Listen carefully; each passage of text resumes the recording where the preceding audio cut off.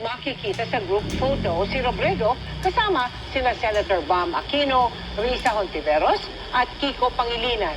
Pati sina Congressman Laila De Lima at Chel Jokno. Kasama rin sa pulong si dating Senate President Franklin Drilon at dating Budget Secretary Butch Ama. Sa caption ng post ni Robredo, sinabi niya isa itong rare lunch kasama mga taong nakasama niya sa marami ng laban. Ayon kay Aquino, kabilang sa mga natalakay nila ang mga nangyayari sa bansa at kani-kanilang advokasya. Nang tanungin kung magkakaroon ng United Opposition sa 2028, sabi ni Aquino, mahalaga na magsama-sama ang iba't ibang grupo at hindi lang ang mga nasa meeting. Kailangan talagang magtulungan tayo at hindi lang para sa next election, para ngayon. Mga problema ng bayan ngayon napakalimutan. Huwag na natin hintayin yung next elections bago magtulong-tulungan. Inilunsad kanina ng Department of Education ang classroom leasing initiative nito para maibsan ang kakulangan ng classroom sa bansa. Sa ilalim nito, uupahan ng kagawaran ang mga hindi ginagamit na classroom sa pribadong sektor. Kanina pinuntahan ni DepEd Secretary Sonny Angara ang unang pasilidad na kanilang nirentahan sa Pila, Laguna. 1 bilyong piso raw ang inilaan para sa programa at kanilang tinitignan ang mahigit 700 eskwelahan na nagsara noong panahon ng pandemya. Gayunpaman, sinabi ni Angara na hindi pa rin daw isinasa isang tabi ang pagtatayo ng mga bagong silid-aralan. Anong kakayanin ng budget? Pero budget pa 1 billion. So kung ubusin namin yun talaga para mag-ipag-test yung ating mga schools at saka makapag-aaral ng mabuti. Humina at tuluyan ang nawala ang bagyong Pasyang. Naranasan naman ang epekto ng shear line at localized thunderstorm sa ilang lugar sa bansa. Bukod sa mga pagguho, marami rin ang binaha. Nakatutok si Joseph Morong.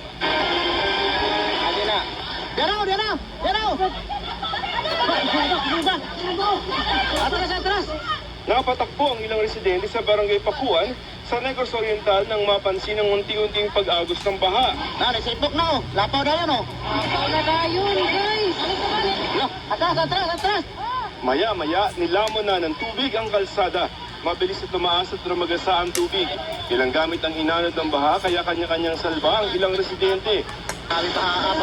Umapaw na rin ang spillway dahil sa matinding pagbaha. Isang bangkay ng lalaki naman ang natagpuan sa Pakuan River matapos sumunod tangayin ng tubig. Kadulong na tayo mo pa uli na kuhaning naman may titayan sa kawayan. Siguro siya nakalataw yan. Pag nangbalik man, pagbalik wala nakakuhan ito sa titayan ng kawayan.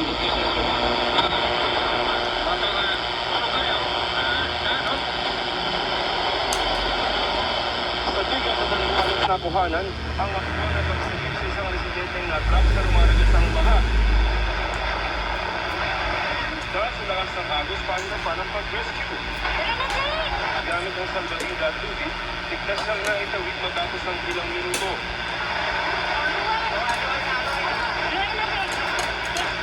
Sa kapalayang bayan, nasa gitna ng isang residenteng hindi nakalabas sa kanyang bahay dahil sa matinding baha. Tulong-tulong siyang binuhat ng mga rescuer. Tatlong bangkero naman ang nailigtas din matapos sumalumatangay ng tubig habang tumatuloy dito sa ilog sa barangay Kuko. Nasa maayos ng kalagayan pero patuloy na pinaghahanap ang isa pang bangkerong kasama nila nang mangyari ang insidente. Gabi-gabi ng landslide at mudslide rin ang naitala sa mga probinsya ng Bicol Region. Gaya ng Sabaras na sa stand at sa makabal na putik ang isang ambulansya. Agad naman nagsagawa ng clearing operation at nahigpit na binantayan ang banta ng ilupang pagkuho sa kalsada. Ganito na kalawak at kataas ang tubig sa ilog malapit sa barangay Katiningan sa Socorro Oriental, Mindoro, kasunod ng halos tuloy-tuloy na pagbulang doon. Yan po. Ngayon po natin, nakabahan namin kung nahanod ng mga saging na nabuhal po sa mga tabi ng ilog. Dahil sa patuloy na pag-apaw ng tubig, pinasok pa rin ng baha ang mga kalapit na bahay. Nagmisulang bilog din ang ilang kalsada sa Quezon matapos malubog sa baha. Ayon sa pag-asa, ang mga pag-ulan at pagbaha na naranasan sa South Luzon, Bicol Region at Visayas ay dulot ng localized thunderstorms at shear line. nangyayari po kasi itong sure line pag may kalabasan yung gusto ng ating kapitan. So, lagi pag nakasipot sa natin tapos bumabangga yung malabig na amingan sa mainit na instruments, nakakaroon tayo ng sure line. Hanggang kailan naman kaya mararanasan ang epekto nito? Matatagal siya ng ilang araw, kumbaga. So, base itong episode ng sure line na ito, imposible magtagal hanggang sa umaga ng Wednesday. So, base po itong amingan season kasi natin nagtatagal pa hanggang sa hindi pa ng Pebrero or first week ng March. Sa Pilgrim, nasan pa rin natin may mga episode pa rin babayan na sure line. Para sa GMA Integrated News, Joseph Morong, nakatutok 24 oras.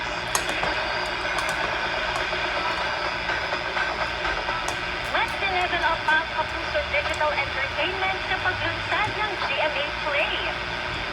Sa GMA Play, one tap away lang ang pag-binge watch ng paboritong Kapuso shows, even public affairs programs, Asian dramas, at movies. Kahit saan at kahit kailan, madaling makakasubaybay sa GMA Network ng live via Kapuso Stream. Kung dati nang may GMA Network app, i-update lang ito para maging GMA Play. Pero kung wala, i-download lang ang GMA Play sa App Store at Google Play Store. Pwede rin bisitahin ang website na gmanetwork.com/GMA Play.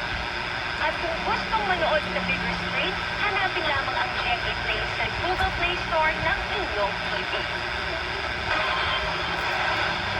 At tutukan, lalaking nagpanggap umano bilang pare para makahingi ng pera, piskado. At huli kang paninita ng mga naka-uniforming gwardiya sibil sa pinatilong nagbibisikleta sa bawat na lugar sa Maynila na uwi sa pananakit sa pagmamanikuya ng 24 oras.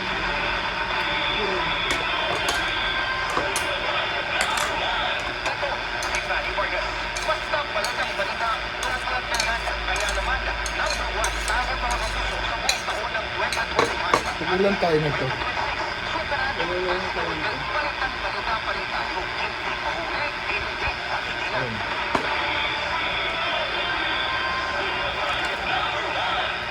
Sabi po, natalo sa makamura. Pero gusto pa natin magputol. Dapat, di lang basta makamura. Dapat, right head, dekalidad at apos kaya. Laging itanong, may right request. Kapag tumipili ng abot, dapat yung abot kaya, pero dekalidad. Right then, check sa quality, check sa affordability. Your answers. Why? What the heck is this for dinner? Right then, or high check or extra light care. In the facility of Portable Highway, 30 kilos. Almost your B7T. Order for more. Filipino, love your eyes. For expert eye care, come to Filipino Executive Optical. In over 300 stores nationwide. They always Executive Optical. Love your eyes. Sugar Radios Pensions. Wise, isigurado, mabilis na magamit ng headlines. Breaking news at mga special comments sa ating mga kababayan. Ito ang GMA Integrated News. Ang news authority ng Pilipino. Dito sa GMA, naniniwala kami na nagbabalita. Dapat walang kiniligan, walang mga interes na pinoprotektahan, walang pinakamalagaan, kundi amanan ng sambayanan at katotohanan. Bandang walang mais, walang labis, walang kulay. Servisyo totoo lang. Hindi meron pala mapapangasawa mo iyan. Ito at nang maipagsalita sa atin at makita niyang napakaganda ng Pilipinas. Ayun po ko na yung sauce ah. Ang Pilipinas, pag-iisang pala. Isang pala na mula sa Heaven Street na niniwala na mabuti ang Pinoy. Mga kapuso, maaari nyo nang mapanood at mapakinggan ang Sama sa Puso sa aming official YouTube channel at sa Spotify. Hanapin ang Super Radio DZTV sa YouTube at mag-subscribe. Sa Spotify, hanapin ang DZTV Sama sa Puso para mapakinggan ang iba't ibang kwento ng buhay sa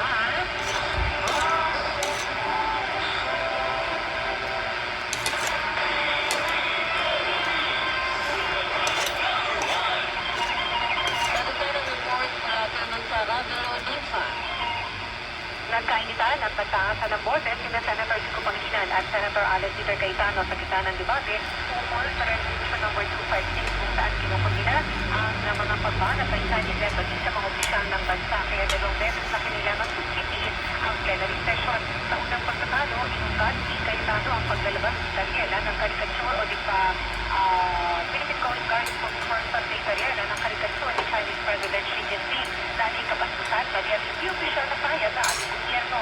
Nang bumiyota ang Chinese Embassy kay Cariela, tuan niya ngayon ang buong Senado sa pamamagitan ng isang resolusyon ang narulensang ni Chinese Embassy at kapag hindi Ano po umayos ito nagka dito? ang tawagin senador. Sa pagkipagitan, hindi nagkamali si Cariela Yes, sa sir, kanilang ma'am. tingin at hindi nila yun sinalagay sa resolusyon kung mali ang kanilang pagtingin dito.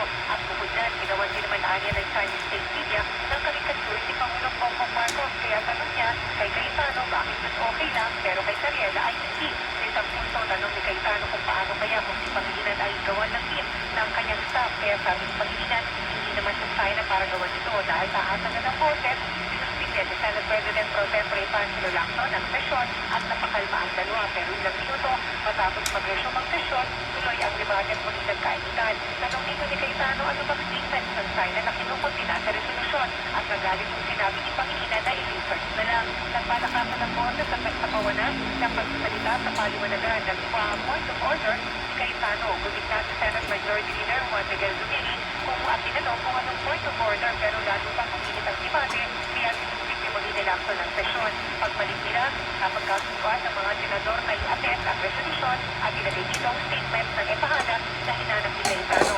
Sa uli, naatap ang resolusyon ng walang sumutol kahit isang senador pero sinabi ni Cabinet Secretary ang resolusyon. Ako si Para Nicolas Operario, si WP.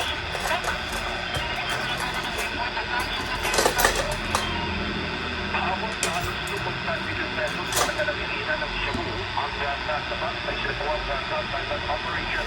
Isip po ito ng mga pinagtipuan ng Aircraft Special Operations Unit 7. Kaya nag-umanabay natin yung Police Major General Elmer Barangay. Ito'y sa Purong 8, Barangay Dinapan, Congress Buhula. Hindi pa hindi na nakakalagpas sa sulinan natin ng operasyon at si alias Isila ang matapagwalong paukulang at tinuturing na isang high value individual. Dinala na sa Cortez Municipal Police Station ang suspect para sa tamang compensation at disposition. Tinataya na abot pa sa 365 grams ng Cebu ang kabuhat na staff ng mga otoridad mula sa suspect. Kahit i-turn over naman ang diesel forensic